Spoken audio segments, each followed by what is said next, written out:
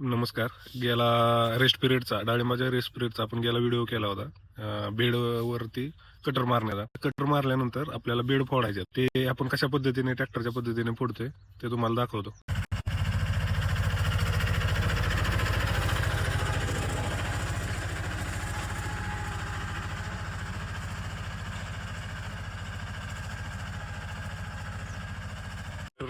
फोडल्यानंतर हे अशा प्रकारे माती निघते बाहेर. एक जास्त आतमध्ये बी नाहीत फोडलेलं आणि जास्त बाहेर पण नाही, एकदम मीडियम साईज मध्ये फोडले, जेणेकरून थोडी मुळी बी तुटल. त्याच्यात आपल्याला खात माती मटेरियल टाकून बेड मोठं करायचं. अशा नियोजनाने आपण हे बेड फोडलेले आहेत. जास्त आतमध्ये जाऊन बेड फोडल्यावर झाडाला इजा होऊ शकते, त्यामुळे आपण जरा थोडं बाहेरूनच बेड फोडले.